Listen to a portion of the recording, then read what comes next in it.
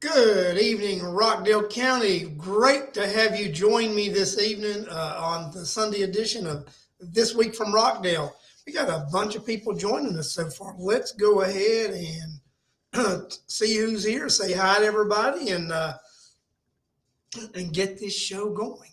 So while I'm saying hi, why don't you guys do me a favor? And share the show. We're going to talk about some things this evening I think a lot of people are going to want to hear about. I think it's very important. We're going to talk about some Board of Education action. We're going to talk about some Board of Commission stuff with the Public Facilities Authority and the administration with the side of courthouse. So why don't you guys go ahead and share and like this show so we can build this audience so people in Rockdale County can know what's going on. So let me start off by Angela Aspero. How are you doing today? Lisa Lancaster. Good evening today. We're going to say a special thing about somebody you know and like here in a minute. Jill Odom, how you doing? William Campbell, great to have you. Charlotte Gellert, Catherine Lynn, Marie Withers, Dan Burks, Alex McDonald, great to have you on the show tonight. Cheryl Moulton, great to have you here. Mary Boysworth. I of the taxpayer, Mr. George Kellichick himself, joining us live tonight on This Week from Rockdale. Clayton Norwig, great to have you here tonight. So, guys, I am just excited about having all of you joining me tonight. Like I said, it's very important to share and like the show so that we can let other people know what's going on in Rockdale County and specifically about these issues that are trending and things that are going on that just the taxpayers and the voters and the citizens need to know. First, I want to say a congratulations to Ms. Lisa Lancaster's son, Justin Kenny, for being appointed to the Rockdale County Board of Education. Justin is a fine young man, great person, great community activist. So I don't think we can have a better addition to the school board than Justin Kenny, and that's my opinion, and I'm going to stick with it. So we had a little action on the school board this past Thursday. Justin got sworn into the school board, and right off the bat, I think he's getting into the fray. So earlier the week before, I think or earlier in the week, the school superintendent had a little meeting, and he was going over budget stuff, and he was talking about they were going to make budget cuts to be able to and a hiring freeze to be able to reduce the budget or fund the budget. Danielle Moonves, Joy Williams, good evening. Voices for Rockdale, good evening. Thank you for joining. So at the meeting, the board had the reduction in staff included in the consent agenda. Well, with the consent agenda, there's no discussion. It's just it's on that consent agenda. It's just you pass the consent agenda as a whole with no discussion. Well, there were a couple members of the board, from what I understand, didn't feel comfortable with that being on the consent agenda with no discussion. So what happens is I think you get a motion that they remove it from the consent agenda and put it on the general agenda. So I think, they made the motion, got a second, went to vote, and the daggone thing passed 4-3. And it got moved from the consent agenda to the general agenda. And then what do you know? Then they do a motion to table that issue for further discussion and not pass it. So what I gather from talking to different people more familiar with this than I am, may have talked to some board members, that the cuts are primarily going to come from teaching staff and parapros, that they were not going to cut any of the admin staff that are in the board office. That any of the hiring freeze and the cutting of personnel was going to be at the ground level with teachers and parapros. So the very individuals who keep that headcount ratio down so that your kids can get a better education were the individuals they were going to cut. They were going to save jobs in the admin thing, so that that makes no sense. Makes no sense whatsoever. And we had some board members say, hey, we need to have a little bit more discussion about this. We're not just going to rubber stamp this and send it through. So, it's very rare that you hear this person congratulate the Rockdale County Board of Education on a job well done. Well, thank you, Rockdale County Board of Education, for stopping something, and let's talk about it and discuss it. And I personally think a lot of this has to do with I think you've got your new member Janie Jones on there. You've got Justin Kinney, and then I just think that we've got a little swing going on there, and just people a little bit more broad-minded. So I want to really I want to thank and appreciate the board at this point and Sandra Jackson Lett has been just a supporter of this county from day one on that board. And I think Sandra needed some help. And I think she's got it in the form of Justin and Janie. So I just want to just say thank you for just doing the right thing. When you add that couple more people on there that are willing to stand up, things can happen.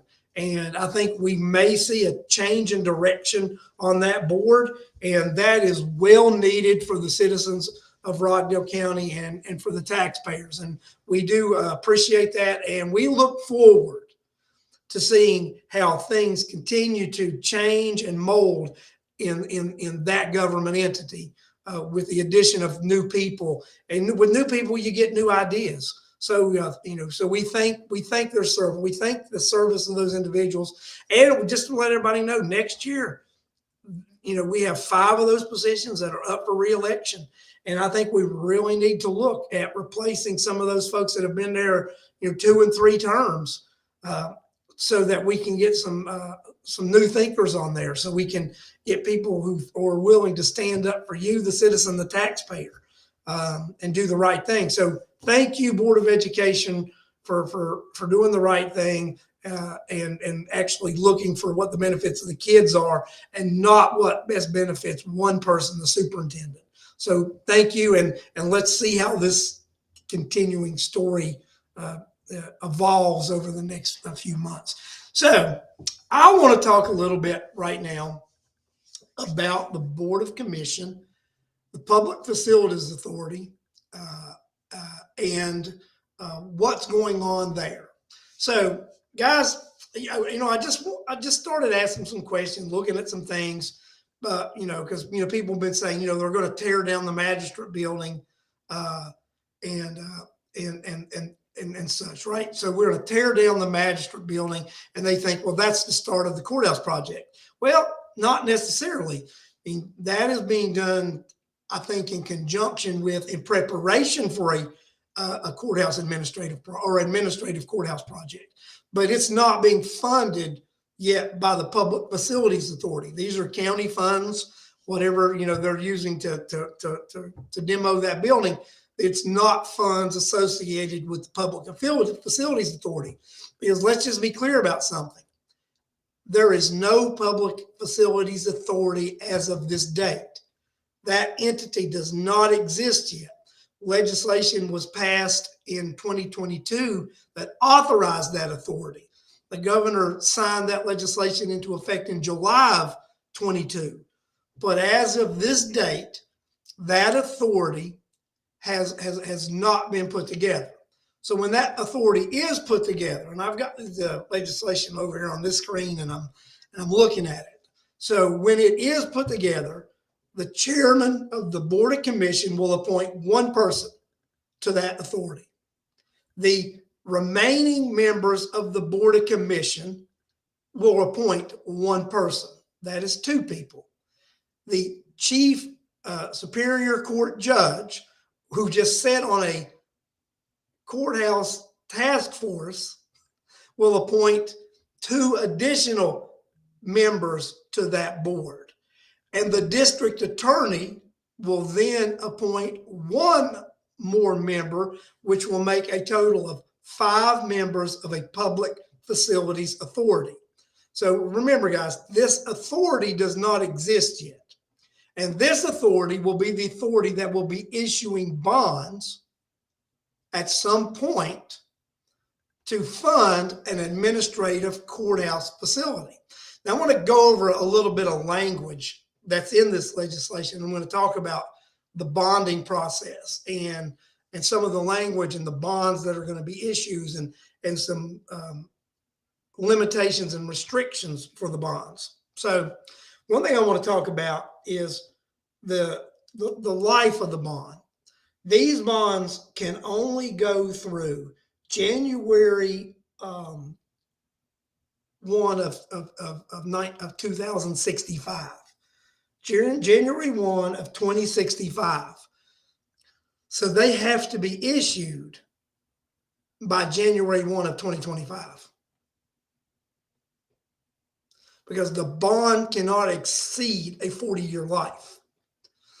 So the bonds have to be issued by January 1, 2025. So that means between now and December 31st of 2024, a year and a half. Let's say we got a year and a half. In the next 18 months, the Public Facilities Authority has to be appointed and issue these bonds.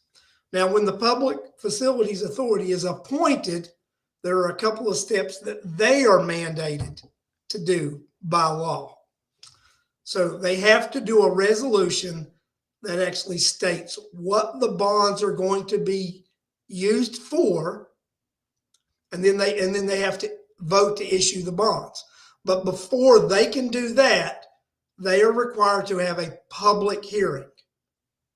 They are required to post that public hearing in the newspaper, in the legal ads, and then they are allowed to have their public hearing, discuss the issuance of the bonds. Yes, Alex. Alex asked a question. I'm going to put that up.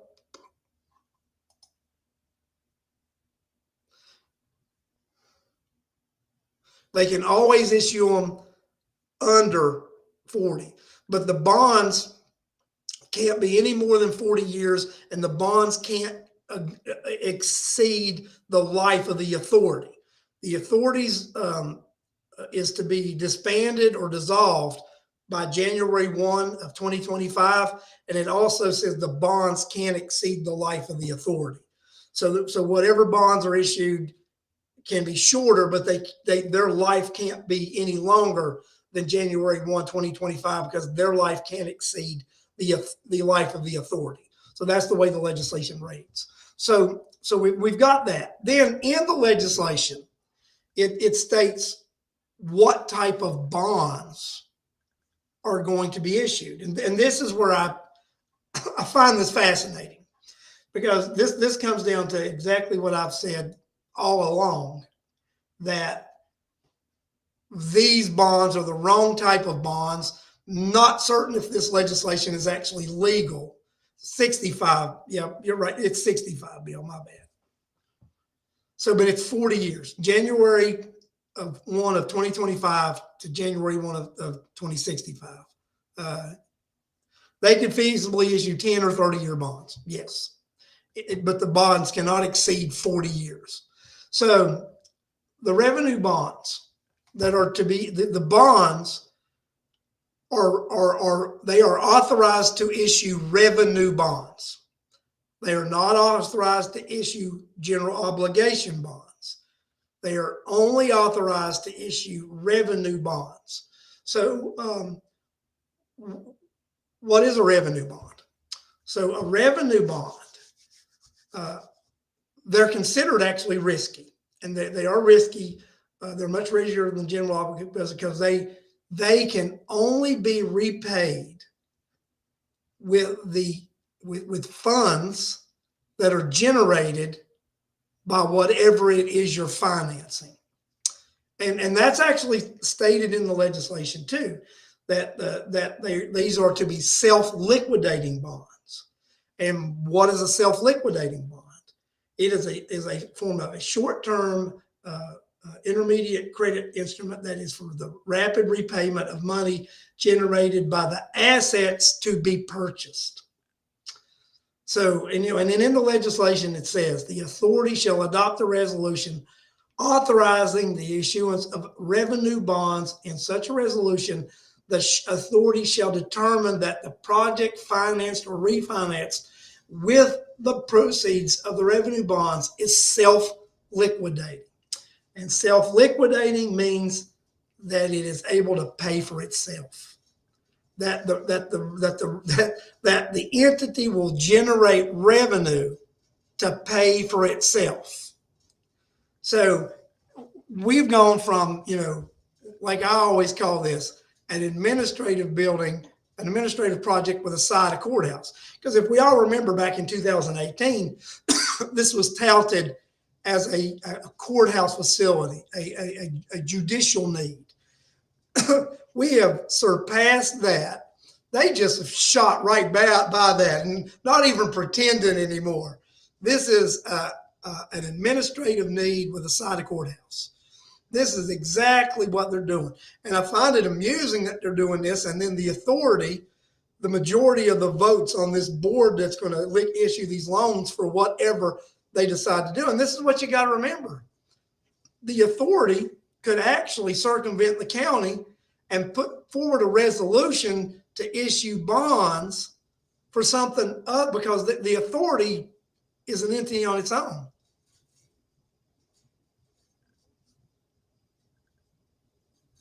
But Alex is going to bring something up here, but he's right. And this is what they consider revised home values revenue for this purpose. That's how they said it would be financed. And that is correct. That's what they said. But the legislation says something else. The legislation says that the project will be the guarantor of the loan. It says that whatever they're building will generate the revenue and pay the loan. I know how they said they're going to pay it. And we just asked an ORR. We just asked an open record request, what funds do you intend to use? They came back with even a simpler answer than that, Alex. They came back right back and said property taxes. What revenue source do you intend to repay any bonds that will be issued for an administrative courthouse facility? The answer came back, property taxes. There's even a provision, which I'm going to do a show later on. I'm going to do a deep dive, and we're going to bring all these documents up here. I just want to talk about this tonight and give everybody. But in the legislation itself, it specifically says they can't use tax dollars to do this with. It says they can't impose a tax to pay the bond because the bond is a revenue bond. Revenue bonds have to be paid back by whatever the project is. And in the legislation, it actually says that they will be defined as self-liquidating. The project will be a self-liquidating project, which means it will generate the funds to pay for itself. And they keep saying there's a loophole. There's a loophole. And that's what I was told when this legislation was being introduced. And I reached out to members of the legislature about how can we even do this? This doesn't seem to be the right bonding or payment apparatus. Well, there's a loophole, but no one could ever explain the loophole. I think I have discovered the loophole. The loophole is that you have to challenge this nonsense in court to have it deemed illegal. But this thing about it, now there is an avenue to do this. We all remember when we challenged the SPLOST, when the Rockdale voter challenged the SPLOST, and when the SPLOST bonds came up, they had to go before the Superior Court because the county has to do this procedural thing to where they technically sue themselves to get for the bonds to be authorized. And in that, other parties are allowed to join in that. So I paid attention to this, and then right around the same time when the Rivian bonds were issued, that's exactly what that anti-Rivian group did when that PFA issued their bonds. The Rivian individuals joined on to that bond hearing, and they were able to get that judge to rule that you couldn't issue those bonds because they weren't able to pay them back. And I think that we can prove, first of all, they're not able to pay them back.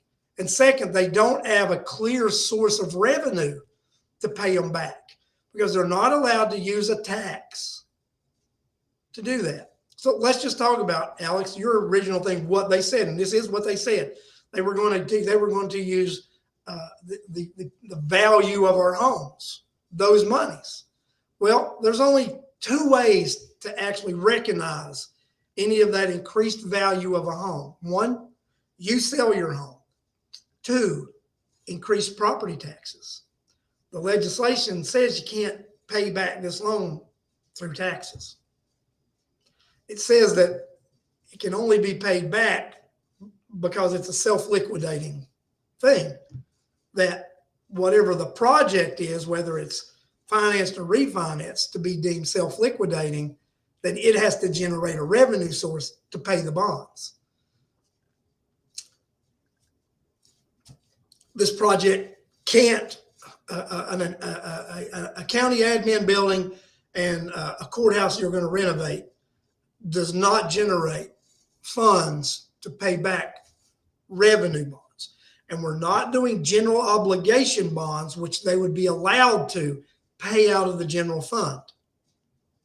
Because this is the thing about it, when you tax our homes, those funds go to the general fund. So, what they tried to do here is circumvent the system because they don't have to have your and my permission to issue revenue bonds. But they do have to have our permission to issue general obligation bonds. Revenue bonds are the wrong bonds to be issuing for this type project. A public facilities authority is the wrong authority to be doing this. This is ridiculous. We have people that are knowingly violating the law, but are challenging you and I to actually challenge them in court and to make them obey the law.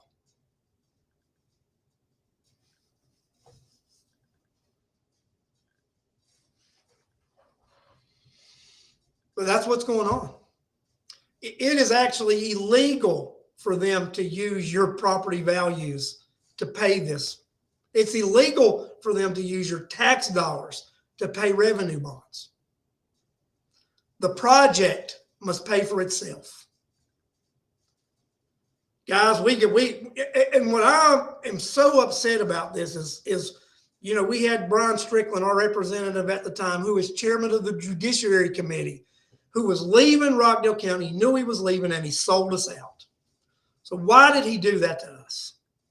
Why did he sell us out and pass an illegal piece of legislation, being chairman of the Judiciary Committee? He knew what he was doing. He knew what he was doing. And I just think this is ridiculous that we get this type of representation.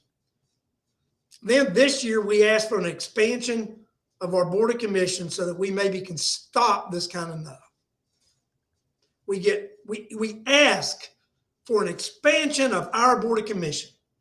We ask that we have a county manager form of government. We do away with this super chairman position so that we can get a fair shake and the citizens actually be represented. And we have state representatives who don't even live in this county block what the citizens of this county want. And it is what the citizens of this county want, because through ballot questions asked on the 2022 ballot primary, the voters of Rockdale County indicated they wanted 5 commissioners. They indicated they wanted districts. They indicated that they wanted a county manager. And yet we failed to have our representatives represent us. We can do something about that too, but because some of those representatives that don't live in our county actually need our county to be reelected.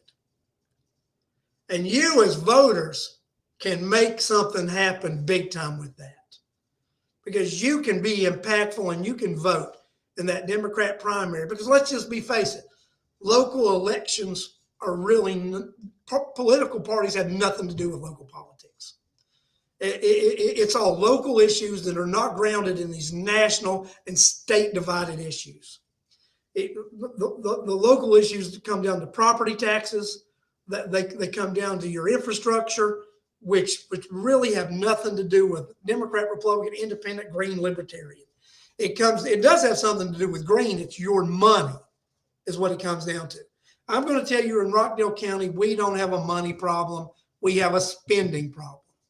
And that's what we need to get in control of in Rockdale County.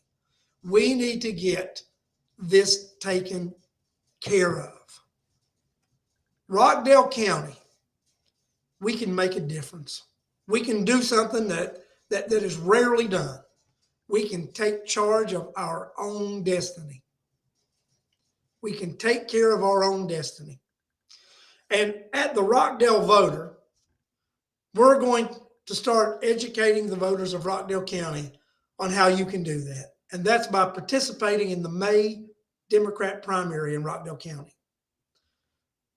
We're going to have a candidates board on the Rockdale Voter. Any candidate running for office will be able to post stuff on the Rockdale Voter.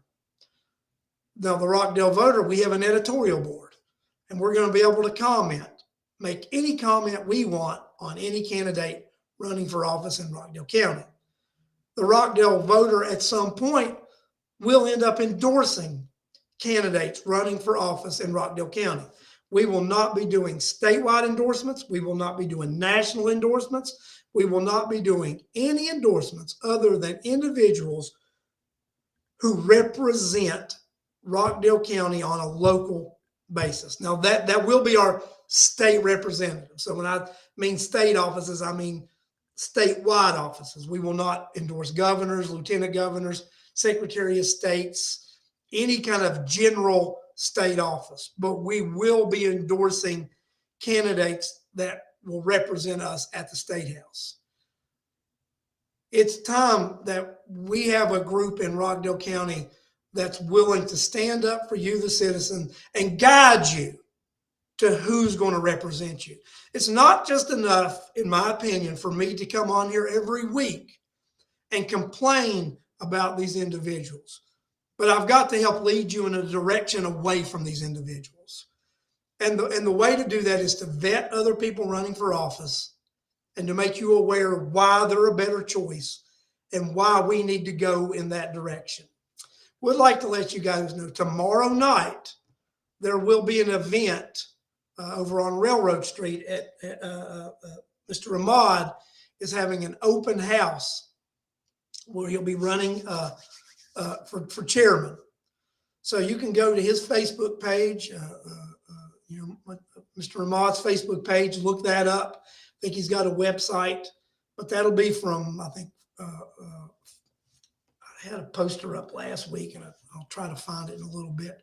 But he's going to have that meeting tomorrow night. I won't be able to go to that meeting. I have a business meeting tomorrow night. But Ken Holmes, the other co-founder of the Rockdale Voter, will be representing the Rockdale Voter tomorrow at Odessa Ahmad's campaign event. We will be talking to him, seeing what Bill Campbell says at 6 to 8 p.m. Bill, if you've got the address, or if someone has the address, if you could put it up in the chat for me, that would be very helpful. But, guys, it'll be very important for us to so support the people who are willing to run for office and challenge the status quo in Rockdale County. Like I'm telling you right now, these guys are attempting to use a revenue source that's not even intended or legal to use for what they're wanting to build. What they're wanting to build cannot create revenue. It cannot create revenue. I will not be running for someone. Am I running for chairman? I will not be running for chairman. I think my efforts are better served doing this show and helping Ken Holmes and our board at the Rockdale Voter do strategy and help get other people elected. Because I think the Rockdale Voter, through what we want to do, is educate all voters in Rockdale County on how we can change our elected officials through the voting process. I think that's a more important thing. Is we need grassroots activists who are willing to work hard to promote other people than those who are incumbents. We need activists that are willing to go out here and do this work, do the research, and let you know who to vote for. So I'm going to put this up here right now. I think Doug just showed it. Everybody's sharing it with me right now. So the address is 1071 Railroad Street, and it is from 6 p.m. to 8 p.m. tomorrow night. Mr. Ahmad is running for chairman of Rockdale County. And I'm going to share a story about Mr. Ahmad right now too. Mr. Ahmad owns a nice parcel of property here in Rockdale County. He was approached several months ago about selling that property to a organization that wanted to put a housing company. They wanted to put some townhomes over there. And I think Mr. Ahmad was well, let them just talk to them, see what they want, see what they offer, whatever, right? So, he listened to them. And at the end of the day, this is what he told them. He said, I can't support you building these homes, and especially on property that I own, even though he said he would have made several $1 million of profit over what he originally paid for that property if he would have sold it. He did not sell it because he doesn't believe in the high density housing that's going on in Rockdale County right now. So he forfeited making a $2.5 million profit because he doesn't want high density housing to continue in Rockdale County. Man, he could have sold that property, just sort of walked away, slid away, and people not knowing it. But he did the right thing. He stood up. He said, "No, I'm not selling this property because I'm not going to sell it and have you do what I'm fighting for, even though I would have made several $1 million."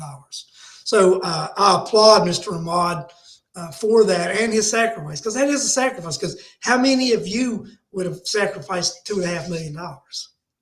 How many of you would have foregone a $2.5 million gain? Just want to know. To me, that's someone who actually, when you put your money where your mouth is, that's saying something, and it's showing commitment. So that's one of the reasons, when he told me that, I decided to do that. And Alex, I've got to put this up here because it means a lot. So unlike another Rockdale family that will profit off land for a whorehouse given the opportunity. So yes, Alex, that is such a true statement. I agree with you 100% on that. So that is accurate. But guys, I think here in Rockdale County, we got a great opportunity to fight some things going on. Remember, we had some good things happen this week. We had some members of our Board of Education stand up for the citizens and actually really stand up for the kids in Rockdale County by saying, hey, let's look at this. Do we really need to cut these teaching positions and parapros? I mean, isn't it really this is where we need the staff? And maybe we can do away with an assistant this or an assistant that, or a bean counter this or a bean counter that. So it's, education is about teaching kids. So that's where the money should be spent. And then hopefully these guys are successful in getting this superintendent to actually do what they ask him to do. And remember, he works for the board. And if there's a 4-3 number to kick your ass out, then you're gone. And I think we're coming closer and closer to that 4-3 number to not renew your contract next time, Terry Oates. That's what I would like to see, is your contract not be renewed and your sorry ass kicked right back out of Rockdale County. You don't live here anyway, so just go back to where you live and quit driving here in a county car every day to work. That's what I'd like to see. Yep, I said all that out loud and I meant it. So that's the way it goes, guys. And then I just wanted to break down some of this stuff with this PFA. I wanted you to know, because people are asking, well, with this courthouse, with this magistrate being torn down and these buildings being torn down, that means this project is a go. Well, they're preparing for this project to be a go. But remember, folks, they've not even established the authority that's going to issue the loans yet. That's a process, and then they have to have their meeting. They have to publish they're having their meeting. Then they have their meeting, and then they vote on their meeting. Now, there's a little tricky piece of thing in that that legislation too. I'm gonna put all this together next week, and we're gonna do a little highlight reel. But that legislation says that after they vote, they don't even have to publish that they voted and approved it. Actually says that in the legislation, that after they do their newspaper article and they do their public hearing, they don't even have to publish to you, the citizens, that they voted and approved. They don't even have to let you know that. Says it in the legislation. We don't have to let you know we voted on it and approved it. That's just downright dirty. We gonna have a public hearing. We gonna advertise we having it, but then when we go and vote on it and pass it, we ain't got to tell you we did that. Says it in the legislation that they don't have to publicize that or tell you that they voted on it and approved it. Guys, the world we live in,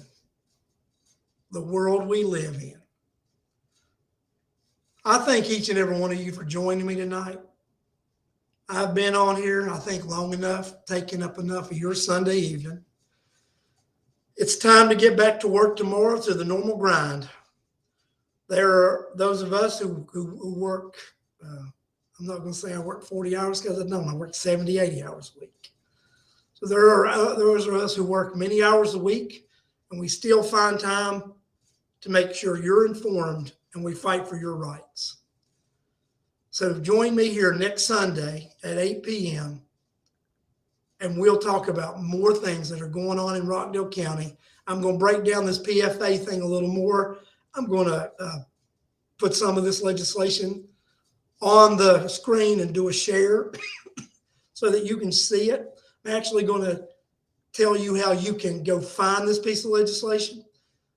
Actually, if you want this piece of legislation, next week I'm going to give you an email address because I'm going to, you can actually email me at thisweekfromrockdale@gmail.com.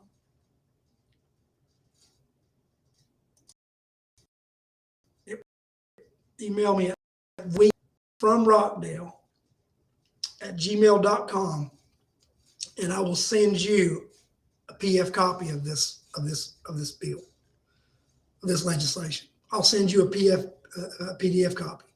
Like I said, email me at thisweekfromrockdale@gmail.com. I'm going to type this in here real quick.